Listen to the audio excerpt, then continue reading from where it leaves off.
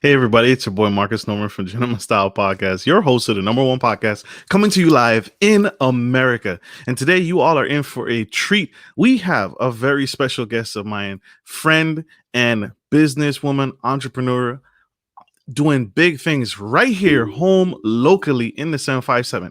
Are you ready? Because I'm ready. Here we go.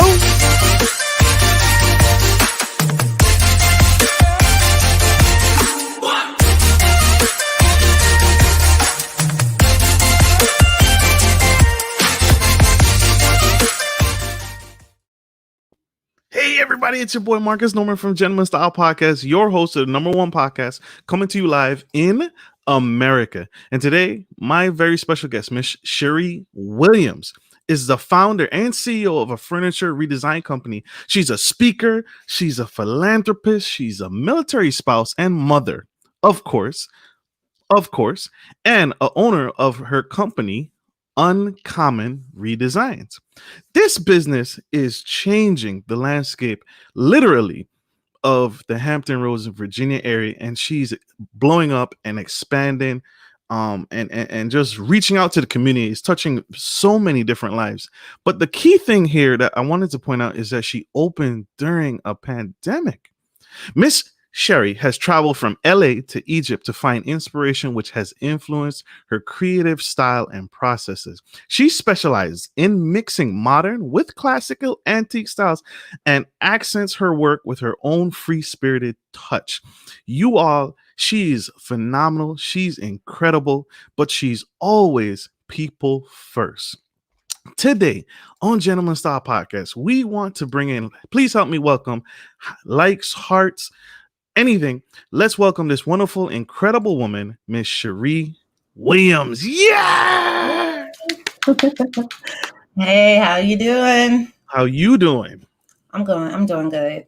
Today we celebrated Christmas in my house, so I'm good. I'm in the Christmas spirit. Jolly. You did it a little early. Okay. No, yeah, it's never too early. I love it. Authentic, real, and it is a time. It's been a tumultuous year.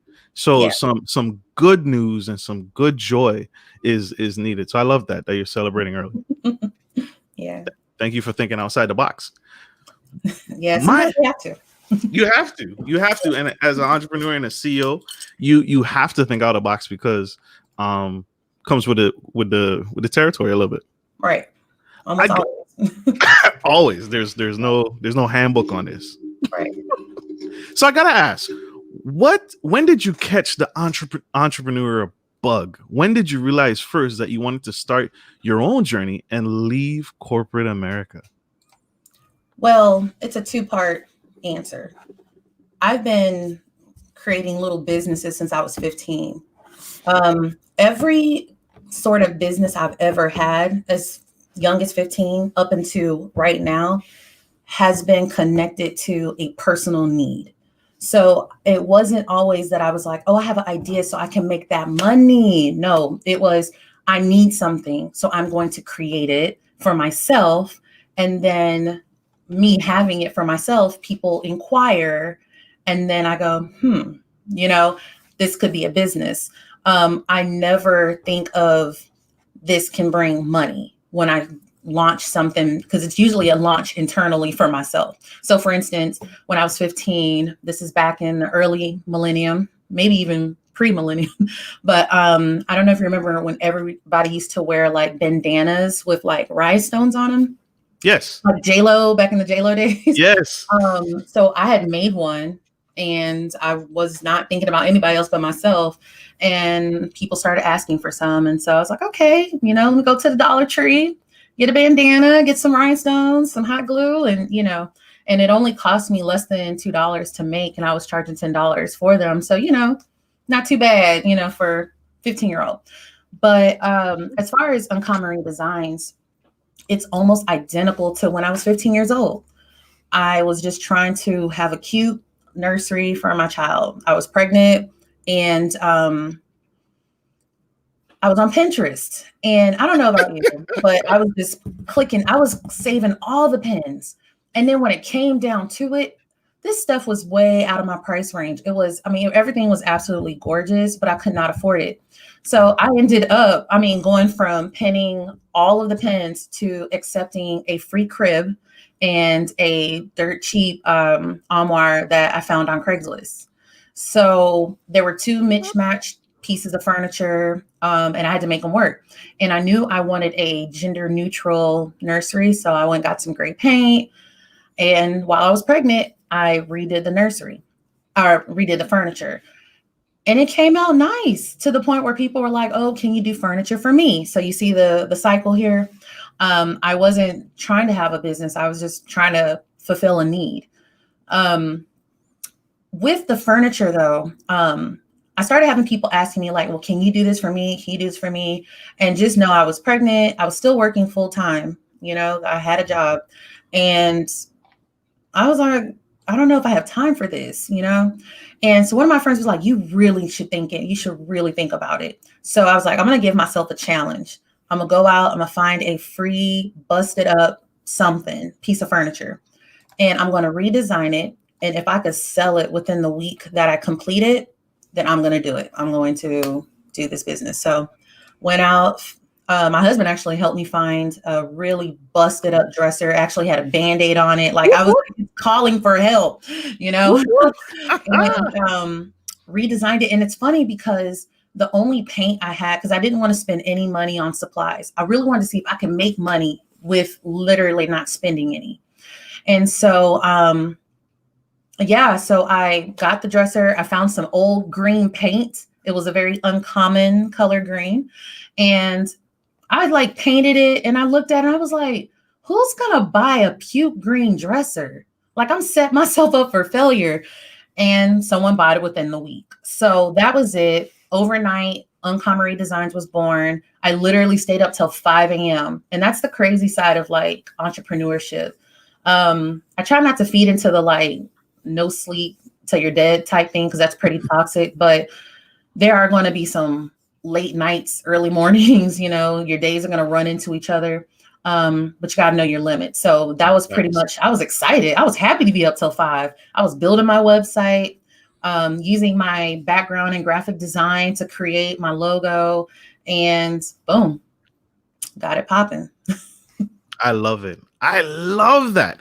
Right here, we have her live, the woman who is leading Uncommon Designs. And as you all saw, she is fantastic. Oh man, thank you. I really appreciate that. I only speak the truth, girl. You know I gotta speak the truth, and I gotta put you out there.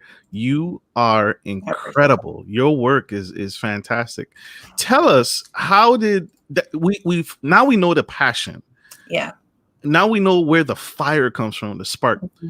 What gave you the confidence to go into business for yourself? And was it scary starting a business during a pandemic? So you just opened up. I like to put it all out there, because I think sometimes when we watch or listen to podcasts, watch interviews, sometimes people leave out details that could really help people, so they can know that they didn't have like a magic carpet ride waiting on them. I was a single mom for 11 years. And while being a single mom, I started a business. Now, I never let my job go, you know, because, you know, single mom.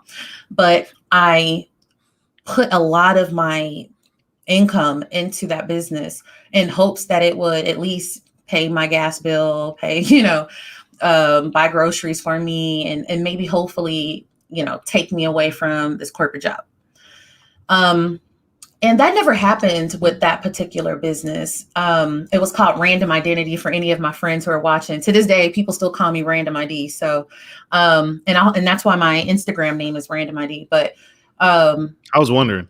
Yeah, I had a business called Random Identity. It followed the format of creating something for myself, and the demand came. So, I was basically going to thrift stores. Sorry, I'm going to jump off real quick and jump back on. I was basically going to thrift stores, and I would take like vintage grandma dresses, like Medea dresses, right? Grandma dresses. Seriously, because those had the dopest prints, like the floral the print. Flowers. Yes. Or sometimes it wouldn't even be floral. It'd be like these crazy, like 1980s shapes. but it'd be like on a grandma silhouette. So I was like, all right. So I would cut them to make them shorter, and I would like bring the waist in, make it fitted, and it would be like a party dress. And people will always be like, where did you get that? Because the patterns were just so different, because people weren't really using those kind of patterns in the store, mass produced. But anyway, so that's how a random identity started. So I think as far as fear, I never will ever have a fear to start a business. It's an exciting, especially if I'm choosing something I really enjoy to do. So it's fun, you know. Now, as far as the pandemic, Uncommon Redesigns started in 2016. So it's not new to the game. The thing is, when we left Florida, I was booming and banging in Florida, like doing so great. And then military, I'm a military spouse. We got stationed here in Norfolk. So I was like, okay. And just know that when I was working on my furniture in Florida, I was working out of my home garage. So it was easy. I'd come home from work, I would go in the garage, crank it out. And after a while, when I had enough customers, I was able to leave my job in Florida and just full-time do Uncommon Redesign. So this is not also the first time that I've left the job. So I'm not, it's always bittersweet, you know? Right. So when I got here, everything was so different. I didn't know a soul. So just for those who are like, well, you know, I don't have support. I didn't know anybody here. I have one cousin here. But when I first got here, I didn't really know where to begin. I think it's important that if you're serious about a business or just advancing in your career and you're going somewhere, networking. The first thing I did was join a networking group. So shout out to 757 Connect, Verlaine and over there. So I did that and it was really so I can kind of connect with people, even on a friendship level.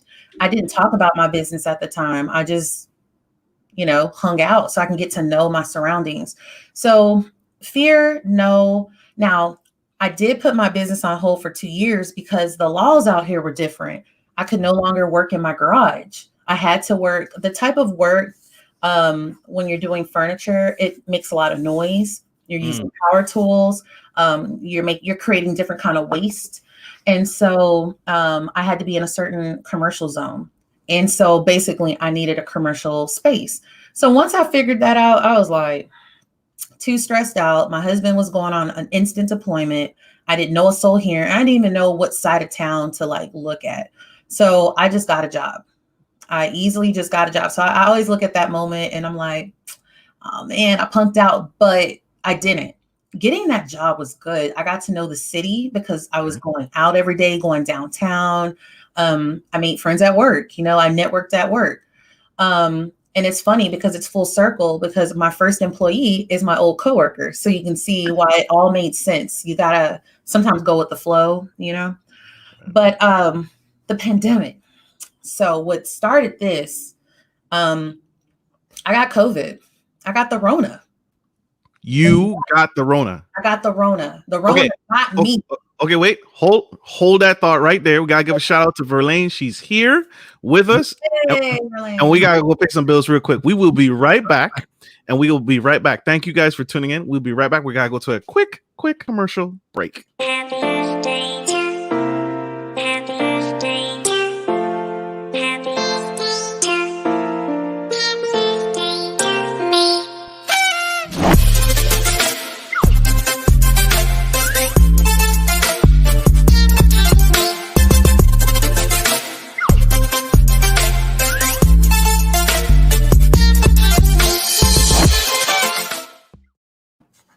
Hey, everybody. I'm sorry. Wait. Okay. Go ahead. Your intro. Sorry. No, welcome back, everybody. This is Marcus Norman, Gentleman Style Podcast. If you are just tuning in, we have the incredible, the amazing, the absolutely powerful Miss Charie Williams. And she just told us that what's one of the things that launched her business was she caught the Corona. You caught the Corona, and of all things, that's what propelled you to move forward in your Uncommon Redesigns company. Yep. Corona got me. But yeah, July. I wake up one day, I'm feeling okay. I'm a little tired and I'm cooking. And it's funny because I know I put some seasoning in my food. So I take a bite and I'm like, and I tell my daughter, hey, you might want to put some seasoning. I thought I put some seasoning in the food, but I'm not tasting it. And so she was like, it's very flavorful. I can taste the seasoning. So I was like, hmm? So I just keep eating and I don't taste anything. And it's a pasta dish. I'm like eating paper. So I was like, wait a minute. So I kept trying to smell the bowl. I do not smell any of the seasonings, the pepper, the anything. So the big thing for me was I opened up the coffee can and I put my nose to the coffee, smelled nothing. And that was it. That was it for me.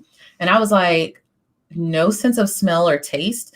At the time, I did not know that that was a coronavirus symptom.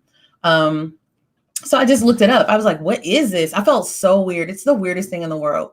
So I Google it. And the first thing, and if anyone's done this during the pandemic, then they know what I'm talking about. When you're on Google and you put anything, any kind of symptom, it'll pull up this red banner. It's like, that is a symptom of coronavirus. And I was like, get to a hospital now. Yeah. So I got a test, long story short, positive. And I had to quarantine for 14 days in my room. I did not come out my room for anything.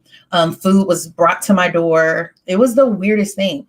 So during that time, ever since the shutdown from March up until that moment, I was so stressed out. I'm telling you, my mental was stretched thin. I was on thin ice. I was doing anything and everything I could think of to bring peace to myself. I had stepped up my self-care. I started a garden and it did really well, but the root of the problem was work, So I was doing like HR type work. I was an office manager. From home. You were doing this from home. Yes, from home. And it was, I was recruiting, we're letting people go. We're hiring people, we're recruiting during a pandemic. And it was just a lot of stress. And on top of like my mental and having my kids home and trying to make sure they're feeling normal in a very weird time, I was just not myself. And it was like bringing me to tears. So as I'm on my quarantine, my 14 days, I'm just thinking about like the coronavirus. I'm like, what is it doing to my body right now? That was like my first thought. Like, I feel tired. When I inhale, I feel like a weird pain in my chest and I can't taste and I can't smell. So I was like, what's happening to me? This is something we don't know as much about. And I kept thinking about like, what if it's like, I hate to think this way. I know some people think it's negative, but it's a thought. But what if it's like shaving just a little bit of my life down? Like maybe I would have lived to 90, but now I'm gonna live to 80. I don't know. Those are the kind of dark thoughts I had because I had it. I had the Rona. So I just started thinking like, man, I'm in my late 30s, I'm thinking about like all of my goals that I had for myself. And I'm like, I always wanted to work for myself. I had a business that was banging, and it's just sitting to the side like a stepchild, like, hello. So use me. Like, yeah, use me. Hello. So the first thing was, I'm going to look online for a space because remember, that was the problem to begin with. I needed a space. And everything was so expensive. I mean, more than our mortgage. And I'm like, I can't do this. So finally, I found this spot about 10 minutes away from my house. And it was in poor condition. I mean, I wish I would have had a picture. I should have had it online, but it was basically a auto mechanic garage for like a single guy, like one guy working in there. So there's holes on the ground. There weren't walls at one point in the main wall that people see that has my light on it. That was just like, I don't know what you call it, like particle board or something. It was just, the restroom, gas station, rest stop, just disgusting. But it was in my budget. But that meant that I was going to have to renovate this spot. And I didn't have money to pay a contractor to come in and redo the spot. So I knew that I was going to have to do it myself. So once I found that online, I and I healed. Once I recovered from the Rona, I went back to work. I would go into the office every once in a while, just to get some stuff handled. But I went back to work and I started using all of my money. Instead of playing around with my money, I wasn't shopping online anymore. I wasn't just ordering Amazon because I was stressed out during the pandemic and, retail therapy, type situation. I was putting money aside and was like, okay, I'm going to buy stuff for, this. I'm going to buy some supplies. I need some paint. It was You like in grind mode. Yeah, it was it. That was it, because I knew that that was going to be my ticket out. So fast forward, I'm in there. I'm in the space. I'm, knocking stuff down, hanging walls up, priming. You did the redesign yourself. Yeah. I mean, like, I've never done this stuff before. I had to go to YouTube University and learn. I had to go to school real quick. And then I went in there and we knocked it out. So once the space was ready, I was like, no, well, actually, during the process of renovating, I was like, this is a cool spot. Like, I could like do other kind of crafts in here because I love crafting, period. It's beyond furniture. I love to be creative. I'm a Pisces. We're dreamers. We're creative. And that keeps me afloat. So I thought, okay, how about we do some workshops? So I need to get some tables. And to me, everything was simple. Like, just get some tables. Okay. And get some stools. We're done. But there's always more, right? Okay. But, you need to make sure this is in place and that's in place. So I basically worked as I would think of things and think of things as I worked. Sometimes you can't wait. And that's the main thing. You can't wait for something to be perfect. You can't wait for the plan to be like complete. Sometimes you got to just go or you'll never start. You'll never start. I mean, if I waited for Uncommon Redesigns to relaunch, I would still be working, at my job. Who knows, just completely out of it, like mentally, So, yeah. So I think the fun thing about all this is, I started going to imposter syndrome, believe it or not. I usually feel very confident about what I do, but this was really new. It wasn't a part of the plan, but, and even though I've been here for 2 years, I still didn't feel like I knew a lot of people here. So I was like, so I'm just going to bust out this workshop in the middle of a pandemic, make sure I can make people feel comfortable coming into a space, during a pandemic. And I'm just gonna make this happen. So I was like, all right, let's do it. So I think entrepreneurship, I hate to say it's not for everybody, because if you can't take a deep breath and dive in sometimes, that can hold you back. But at the same time, you have to be smart too. You can't just dive into every risk.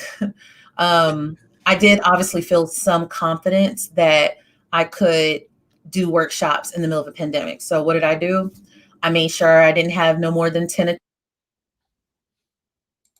Everyone has to wear a mask anyway. So I provided PPE.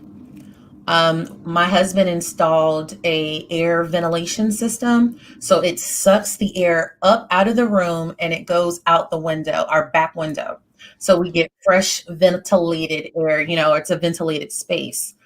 We're sanitizing the desk, or all the workstations are spaced out, your social distancing.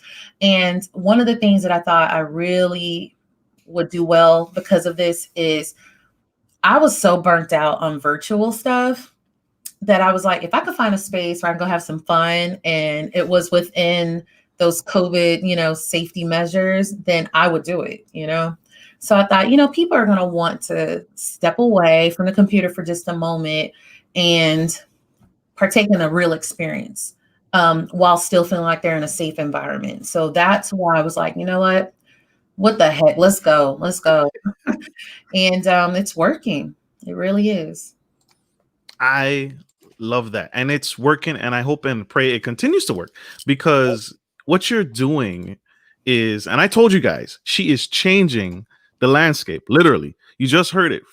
Tremendous support, tremendous motivation, tremendous just I'm going for it, and I'm going all in. Single mom at the time, when at one point in her life, and still went for it despite all the odds. And it's pointless to even ask you what obstacles that you went through, because you just shared were those some of your biggest obstacles getting started? Like, what obstacles did you face after you found a space? You found a space, it was in your budget. What obstacles did you come across when getting started? Well, I was working full time still. So I have like Instagram stories of me in there working at 3 o'clock in the morning when I'm basically going to have to wake up at 5 or 6 o'clock the next, that same day to work. So juggling work, because I couldn't let my job go immediately. I needed that funding. I didn't have, investors. It was our home income that was paying our bills. So I had to make a decision. Okay, Amazon shopping, for fun. No, eating out. I stopped getting my nails done. You'll see in these videos, my nails aren't done. I stopped getting my nails done. My hair is all wrapped up. You got to be able to roll your sleeves up and get the work done. Not too many people want to do that. I had to save money. So you'll see me working in my space. I couldn't afford. I had to do it. Some people are like, "Oh, you're so creative." Like, I am a creative, but I didn't want to do that work, but I had to. You know what I mean? Right. But Right. I think the major thing is, after I quit my job, I'll never forget, I had 2 checks left. Those are the 2 last checks from my job. They were coming, and I knew that they weren't going to come again. I'm so used to getting paid every 2 weeks, and I knew that would stop because I was at the beginning of a business. So even though I've had Uncommon Redesigns since 2016, anytime you're relaunching when your business has been dormant, it's identical to starting a business from scratch. It is, because you're coming off pocket. Yeah, you're coming out of pocket for things that, those one-time costs, marketing, all of that, So I knew that money was going out, and I was hoping that money would come in. And I believe in the power of like confirmation from a higher power. And so I'll tell you, the space was just about set up, and it was late October. Our first workshop ever was set for November 7th. And I joined a pitching competition and for small businesses. I had never pitched in my life. I had never been in a situation where I was trying to earn, some sort of grant or, funding. So I was terrified. But what do you do? What do you do when you're entering something that you don't know anything about? Research. And so this is another thing. We can be on Facebook scrolling. We can be on Instagram. Take that same energy and go learn the proper way to pitch. Go sit in some pitching competitions and watch and see how the judges respond to certain people and the way they present and the way they pitch. Go watch Shark Tank. Shark Tank did it for me, because I wanted to make sure I could answer those tough questions about my financials, my target audience, all of that. So I did all my research. I put together my my deck, and I had all of my answers to the tough questions on the side. I was ready to roll, and I won. And so that right there, I won $500. It was the first funding I've ever, to this day, the only funding I've ever won during a pitching competition. And that was confirmation. I was like, I'm gonna be okay. I'm going to be okay, because we needed that income. We are a family of 4, and we needed a confirmation. We needed to know that people believed in the vision.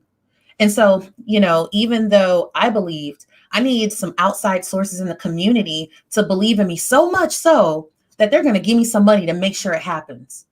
That was a big motivation for me. That was a big motivator for me. I was like, okay, confirmation. This is good. People believe in it during a pandemic. No one came for me like, what about Corona? People believed in me, and these were people who are well known in our community. So that meant a lot to me. So if you are thinking about becoming a business owner or whatever, stepping out on a venture, you're going to have to put yourself in some tough positions, put yourself in, pitching competitions, or at least view them and learn.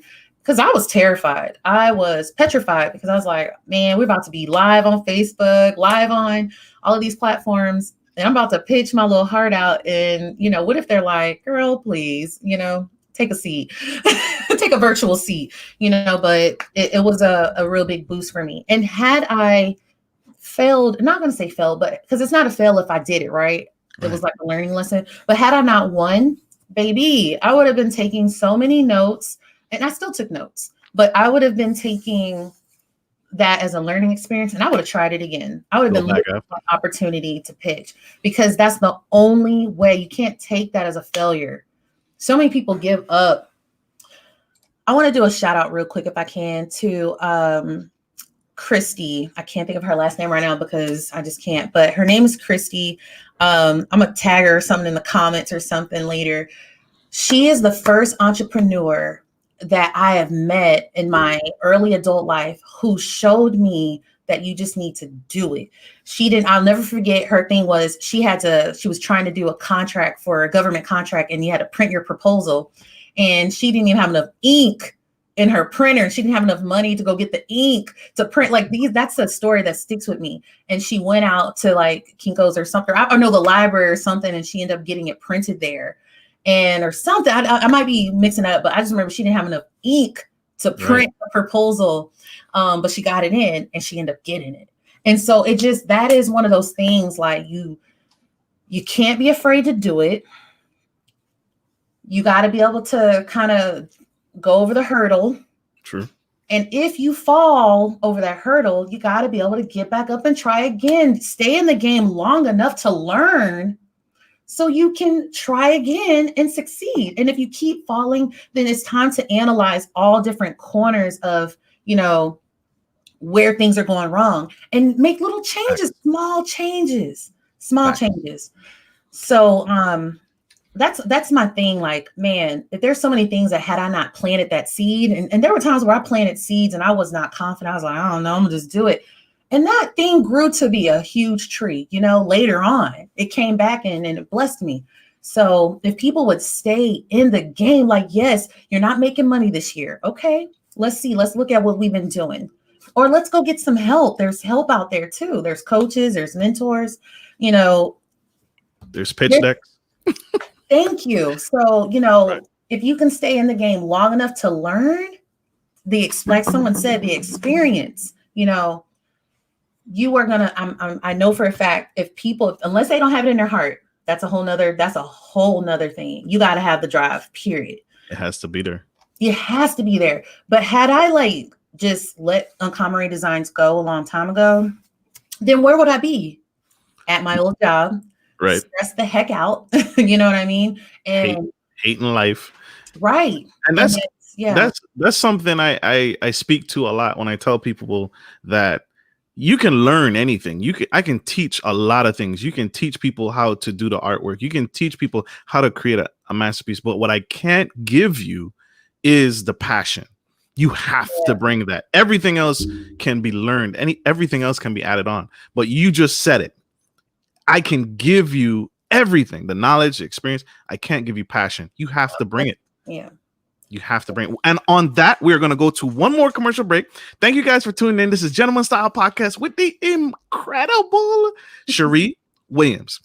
Thank you guys for tuning in. We'll be right back. I promise. Are you a local business looking to offer your customers easy access to cash without having to travel miles? We're here to help. At Norman Legacy Investments, we provide free ATMs with free installation that provide a suitable investment for your business. Even better, we offer you some profit sharing and handle everything from start to finish. Just reach out to us today to schedule a free consultation.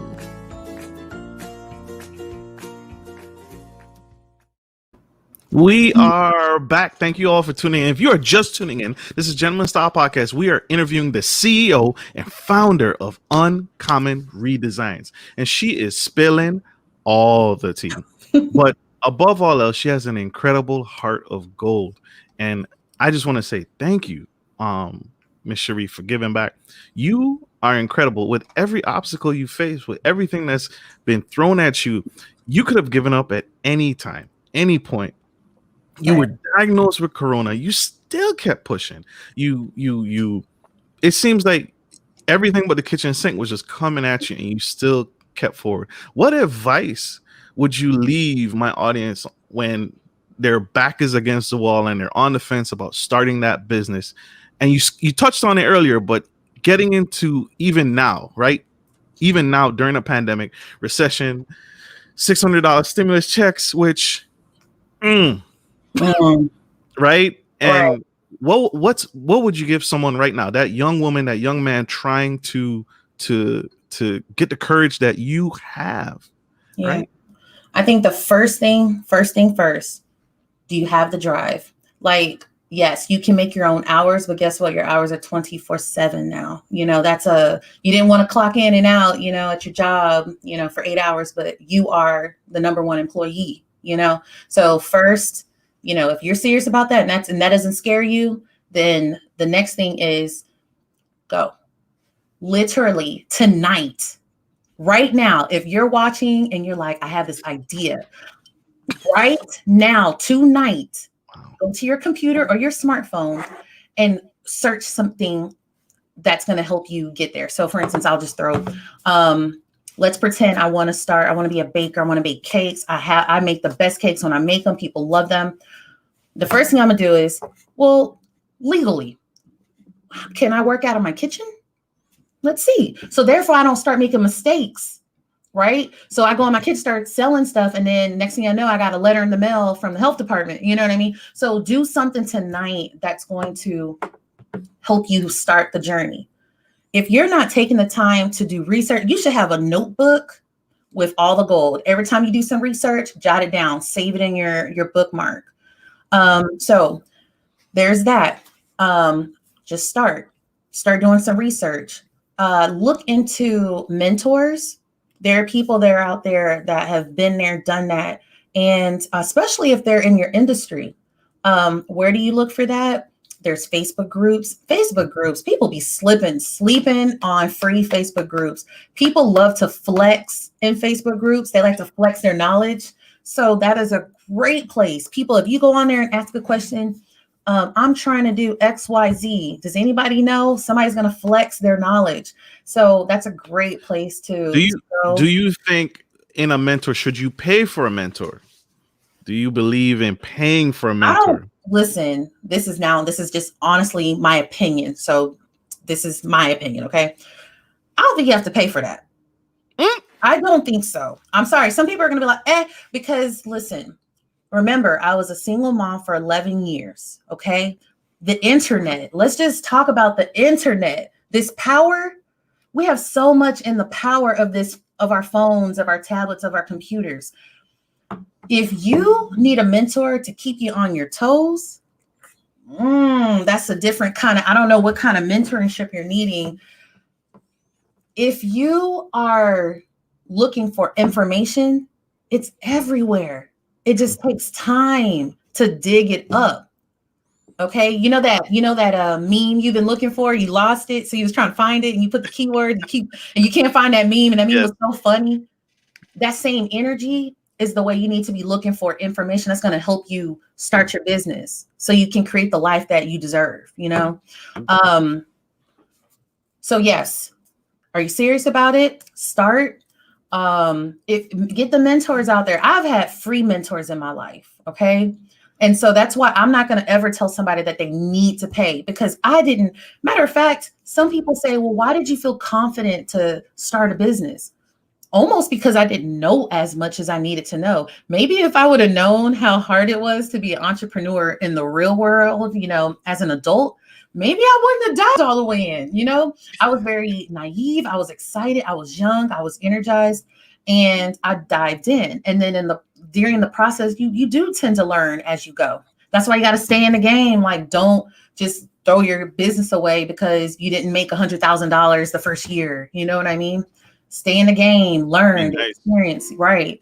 But there's mentors. There's so many places to get mentors. Like, two of my mentors were my old coworkers. You know, it's better when you have a relationship with them sometimes.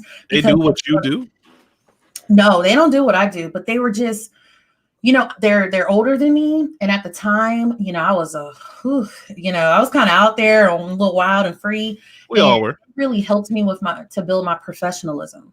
You know, that way I can have conversations with millionaires and they don't go, okay, kid, get out my way. You're taking up my space and my time, you know? So, you know, family members, gosh, there's so many like family members. I have a family member that, you know, owns a business. I don't really have a relationship with them, but when I get to the point where I'm on their level, I'm definitely going to reach out and be like, hey, I'm up here. I'm on my way up here with you. You know, what can you tell me so I can continue to be successful?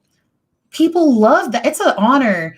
It lets them know that you look at them in that way. So don't be afraid to reach out to people, and let them know that, you know, you're working to be successful like they are. And, you know, this is what I've done. I think it's important for them to know that you are working, because you don't want to take up their time. These are busy people, right? They're out here grinding and being successful. Like, I don't really like when people come and like, I want to pick your brain. It's like, look, my brain's expensive. You know what I mean? But there's a passion in my heart. I love to give back. So if somebody comes into my inbox and they're like, look, I want to talk to you about XYZ. I've been working on my business for a year and I've been doing this. Then I'm intrigued because I love to see people get it. So I'm more inclined to help this person than if this person comes to me and they're like, can I pick your brain for a second? Because my time is valuable, you know? So when you're approaching mentors, just make sure you're letting them know that you're, you know, working towards something, you're already active, you know, because if you hit up a mentor and you're like, well, how do I do this? And that was easily Google, you know, you can Google that. Right. You look lazy and then they don't take you seriously. So those are some tips when it comes to mentorship. If you have no one in your life, I guess you could pay, you know, if you really felt that way. I have a different kind of drive, you know. I would be mentored virtually by somebody who don't even know they're mentoring me. You know, Gary V mentors me every day. You know what I mean? He don't know I exist. Right. So, you know, I follow him on Instagram. He be spitting that knowledge, and I listen to some of the podcasts, and oh my gosh, every time I watch him, you know, I get the knowledge. So he's my mentor and he don't even know it. So I refuse to spend that money when I could be pouring that into my business after I gain the knowledge that I need from my free mentor. You're right. I will say this. I'm gonna be very transparent right now. I was very nervous to reach out to you, because I admire you from afar. Because I've seen, even from that night when we all had lunch as a group at the 757 Connect movie. We did the movie function. Verlaine was killing it. She was doing so much. My God, she was. But ever since then, I was like, what is she up to? And I was really nervous to send the invite out. I was like, she's not going to respond. She busy. She got it going on. She ain't going to answer. And you responded. So I want to chuck that knowledge to give you guys that, to empower what she just said. Reach out, connect with someone who inspires you, because you never know. And do it the right way. Don't just sit there, because just like she said, her time is valuable. So bring value. Don't just say, I want to take, right? Also be willing to give. Yeah. So that's powerful. Yeah. The worst that can happen is nothing will happen, right? So that's why I tell people, you're not going to lose anything. You know, you might be a little embarrassed, like, oh, they left me on red. Oh, okay. But then you move on. You just keep going. Don't let that stuff stop you. Absolutely. Like, hey, I'll sweep the office. You know, I'll invite you to lunch. I'll take you to lunch. Can I just get 10 minutes to show you this project that I'm working on? Come correct and offer value. You know, another thing, I know we talked about like mentors and paying, but so many people, I don't know about now in the pandemic, but that whole thing that you see people do on TV, like, hey, can I take you to lunch? That works. Like, It doesn't Food. always work, but that is a real tool. Like, can I take you to lunch so I can talk to you about this idea? Okay, sure. If they have the time. If they really don't have the time, then that probably be the reason why. Or if you lack the seriousness that's needed for those types of conversations, maybe they're picking up on something, or they go to your Facebook and it's just a whole bunch of nonsense. Who knows? So that's why, like, I'm not saying don't be yourself, but like if you go on my profile, you're going to see my business. You're going to know that I'm up to some stuff, that I'm out here grinding. So if I do reach out to someone and I say, hey, you know, I'm offering this for free, but I would love to talk to you if possible, or in exchange, can I talk to you about XYZ? You know, like you said, bring something that's mutually beneficial for sure. And I've done that all my life and it always works. But I don't do it to suck them dry. I really hope that they got something good from me too. Like I had, there was a time where I wanted to be an art director and I was willing to go to New York from Houston. This is way back in the day, single mom times, and work for free as, you know, their, you know, assistant, just so I can get in the industry, because it was a well-known production company. I just wanted to get my foot through the door because I knew if I got my foot through the door, but you know, it didn't work out. But yeah, like I was willing to do it for free. That's how much that knowledge is. When you can get in that inside knowledge and network with those people who can really take you places, that thing is real. So networking, don't be afraid to reach out. Hit them DMs. If they leave you on red, go to the next. And keep going. You're right. There's so many stories like that, especially with young actors who travel, they give up their life, they move to California, to Hollywood. They leave everything on the table. They leave everything behind in order to get that next acting gig. So what you're doing is in line with so many other leaders who have become successful, so many entrepreneurs that have become successful. You gave a lot to be there. So you're gonna, yeah, you can't give up. You're naturally going to outwork everybody. You're going to stand and last the test of time because you've given up everything. Okay, you dropping keys over there. Okay. No, I'm with you. I'm with you. And it's that's why again I had to get you on the show. I appreciate you. What are some simple redesign tips that my audience can use to spruce up their furniture that they may have at home? Okay. Let's start with just like a dresser, right? I think we've all seen or been given an old dresser, hand-me-down, maybe, you know, grandma, auntie, someone, and it looks like very old. That's all I'll just say, very old. One of the things you can do is change the color. That's always one of the things you can do. Paint, colors you can take a vintage piece of furniture and paint it pink, and it gives it an edgy flair because we're not used to seeing that kind of furniture, that color. So now it's dope, you know, now it's unique. Now it's a one of a kind, you know. You can change out the pulls. So the hardware, the things that you actually use to pull open the drawer. You can go on Etsy, you can find another drawer in your house that you don't care for or that you're getting rid of, and keep the hardware from there. And if it fits, you can put it on the dresser that you're working on. Let's see, what are other things? Shelves are nice. Oh, what you can do to a shelf is paint it a one color, and then the parts where are inserted, you can put like, what are people using? Wallpaper. Like cool decorative wallpaper on the inside. That looks really cool. Another thing is the finish. I think we're all used to like a matte and satin finish. One of the things that I'm well known for is my high gloss faux lacquer finish. That's where it's so shiny, it looks like glass. And I love to take a photo of the top because you can see like reflections. And that really just changes the whole dynamic of the piece. So those are just some quick tips. When it comes to like free stuff, go around, do a little inventory check, see if you got some leftover paint.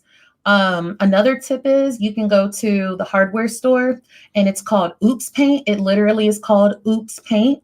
And what happens is People will come to the hardware store. They'll ask for a certain color, but the color didn't come out right. So the company will take that paint back, and but they don't want to lose money, right? So they're willing to sell it, but they sell it for an extremely discounted rate. So what if you just so happen to love the color of that oops color? Then you take that super cheap paint, that good quality, super cheap paint that they didn't want to lose money behind, and you go use that paint. So all you do is you walk up to the counter and say, do you guys have any oops paint? And they know what you're talking about. And they'll show you, and they'll have little samples of the paint color on the top of the can. So that way you don't have to spend all this money to make your stuff nice.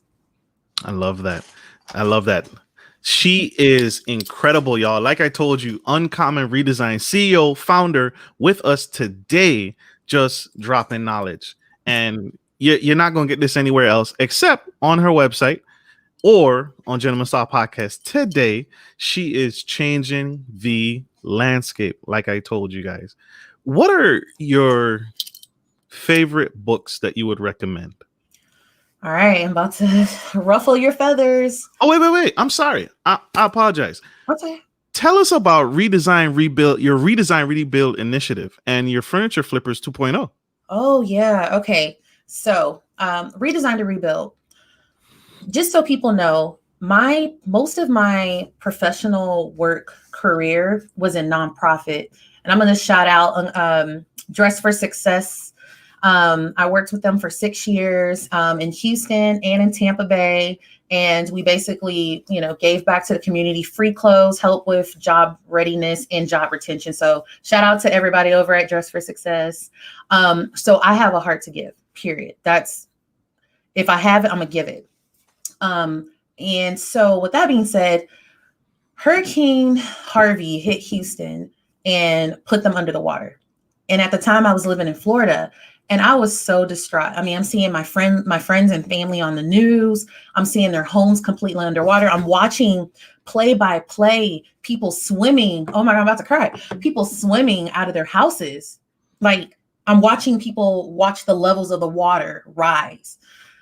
And I felt guilty. It was so weird because it was like, that could have been us, that's my hometown. So I was like, oh my God, what can I do? Like, I was literally like, what can I do? Well, I don't have any money. Like, I ain't got it like that. Like Beyonce dropping money to Houston. So I was like, all right, I have a network of furniture flippers that I know. What if we take whatever furniture that anybody wants to donate, and even if it's bad furniture, we're going to flip that baby and make it nice furniture. And we load up my trailer, because I have a trailer, and drive all the way from Florida to Houston and deliver it to those who are in need. So with my background in nonprofit, I know the format of how to recruit for volunteers. I know the format, how to find those who are in need, and the process of them signing up so we can have an organized experience for them when we provide them the furniture. So on my website, to this day, you can see it. It's under Give Back. We started just recruiting, and I had to put out together like a whole plan for it. So basically that's what we did. We had families sign up. I had me and a few other furniture flippers, and I went out to each one of them, and some of them shipped their things in, and we loaded. I mean, that trailer was packed to the brim. We barely closed the door on that. And we drove 14 hours to Houston, delivered it to the families out there, and Redesign to Rebuild was born. And literally that house right there, that house is the friend that I watched her like kind of swim, watch the water levels raise to her door and swim out, and everything in her home was just destroyed. So Redesign to Rebuild now is more than just like hurricanes. If someone's really, really struggling, I want to be able to connect other furniture flippers who are willing and has the time to redo some free furniture to give to people. So if you're interested, if you're a furniture flipper, locally or not, always go to my website, reach out. I have a volunteer sign up. You can sign up there. You can just email me, and I'll start seeing if there's ways that I can connect others. It's not just me, other furniture flippers who want to get together and provide some furniture for those in need. Wow. Now, Furniture Flippers 2.0. 2.0. Yeah. base. That's knowledge support. So I stopped working at my job in Florida, and I was just out here left and right, orders left and right. Never really a time where I didn't have furniture to work on. And people were kind of like, how are you doing this? These are other furniture flippers. And they're like, I'm over here having a hard time. How are you putting yourself out there and getting all this business? And I would just give the information one for one, but that got time consuming. So I was like, I'm gonna start a Facebook group called Furniture Flippers 2.0, and I'm gonna share all my information right there. So anytime somebody asks me, it was kind of selfish. Anytime somebody asked me like, how are you doing this? Hey, join my group, go in that search bar, type this up, and the information will pop down, because it was just getting so repetitive. People were so curious as to how I was getting such fast success. And I was trying to make it easy. And then I thought, we'll build this community. I want to say about a year into the community, my husband and I were like, the number one question people ask is, how much do I charge for my furniture? And one of the things that we would notice is people were undercharging. They were leaving money on the table, cash on the table, almost every sale. So we started the first and only Furniture Flippers price calculator. It's on and for Android phones and for Apple phones. And basically you plug in all the information, what type of furniture it is, how much did you spend on your supplies? Because I don't want to see my people lose money. Right. And honestly, you don't even have to be flipping furniture to use this calculator. Maybe you're trying to figure out the price of something else that you're working on. I'm pretty sure the formula will work. So I can imagine people who don't, flip furniture also using the calculator to figure out if they're losing money or, if they're overcharging. That's another thing too. Like, no one's buying my furniture. It's been up here for almost a year. Like, oh yeah, you're overcharging by $200. You might want to chop that down, and then you'll see a money flow. So we're really proud of the knowledge that we share in the group, and the group has now grown to almost 2,000 members, and they're now a network of community. Yeah, they're a network of support for each other. I love when I go in there and I see that they're helping each other and they're spreading knowledge. And anytime there's some new developments, they're dropping it in the group. The group is so valuable. So join those Facebook groups, for whatever the industry it is you're looking for. There's a Facebook group for everything. So yeah, definitely jump into that free information. Literally. And you talked about that earlier. If you're seeking a mentor, Furniture Flipping 2.0. If you're looking for home improvement projects, Furniture Flipper 2.0 or Uncommon Redesigns. Yeah. And in her workshops, she is spilling all the tea.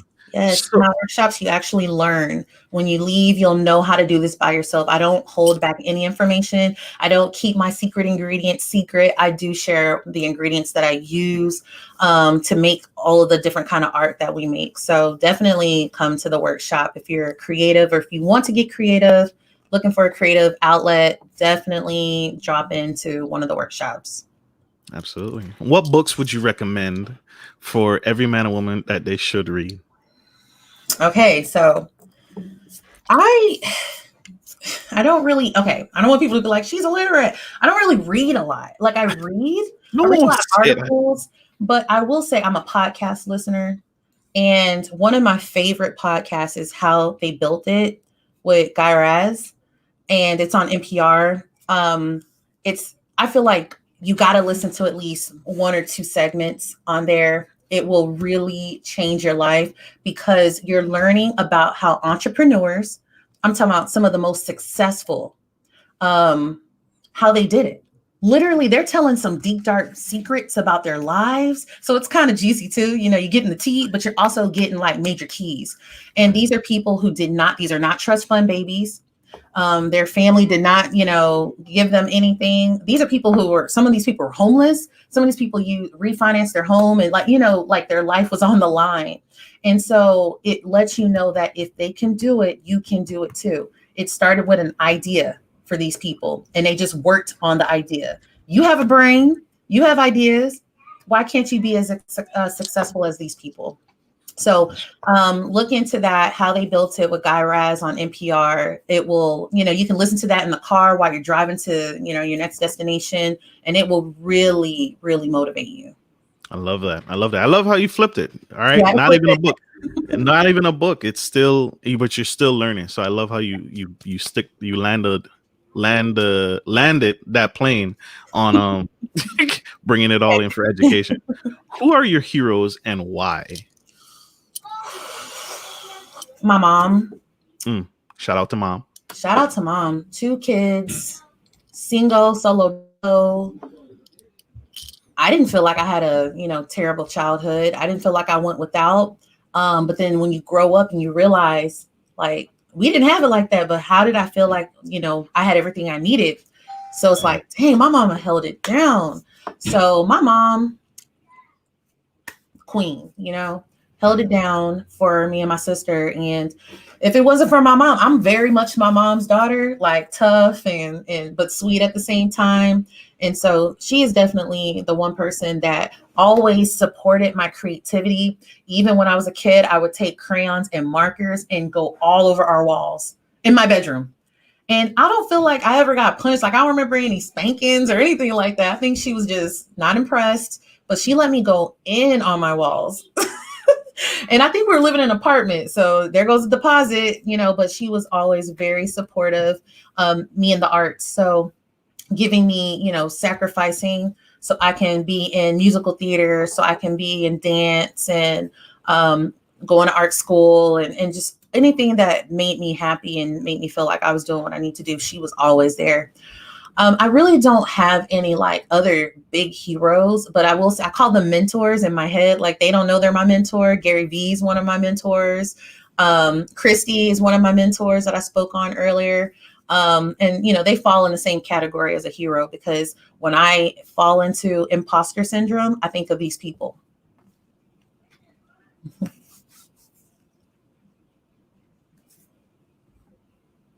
I can't hear you.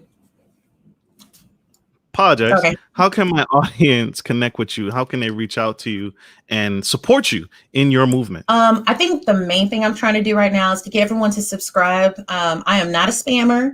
I will send you one email every month on the 15th to let you know when the next workshops are happening here locally in 757.